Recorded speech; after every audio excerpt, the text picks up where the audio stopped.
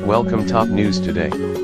Abu Dhabi, the 12th of December 2017. WAM Almost a week after U.S. President Donald Trump announced his decision to recognize Jerusalem as the capital of Israel, the deep unrest prophesied by key players in the region is beginning to bubble to the surface, said an Abu Dhabi-based newspaper.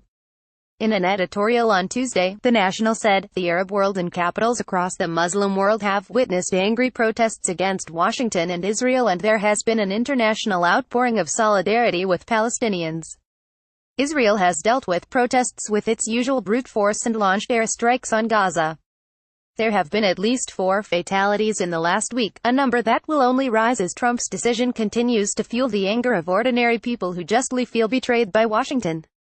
The paper explained that there will inevitably be those who seek to sanctify their own murderous ideologies by invoking the suffering of the Palestinians.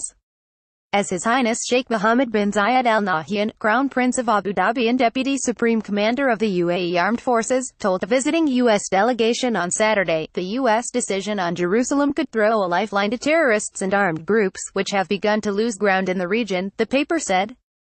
It continued, having made substantial gains against militants in recent months, this region now has to contend with the very real prospect of a cause that is up for exploitation by extremists. The paper went on to say that the symbolism of Jerusalem transcends the logistics of Mr. Trump's move, in that its stability is critical to this region and will never be achieved by sowing discord. That was the message of His Highness Sheikh Mohammed bin Rashid Al Maktoum, the Vice President, Prime Minister and ruler of Dubai, at the UAE cabinet meeting on Sunday, it explained, when he said, Jerusalem, with its Arab identity and its historical and religious identity, is a holy land to people of different faiths. The UAE's position is to establish peace principles with the aim of guaranteeing Arab and Palestinian rights and lasting stability in the region.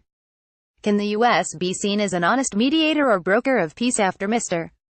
Trump's blatantly pro-Israeli act? The editorial asked, noting that Palestinian President Mahmoud Abbas's decision to cancel his meeting with U.S. Vice President Mike Pence suggests any residual faith in Washington has evaporated.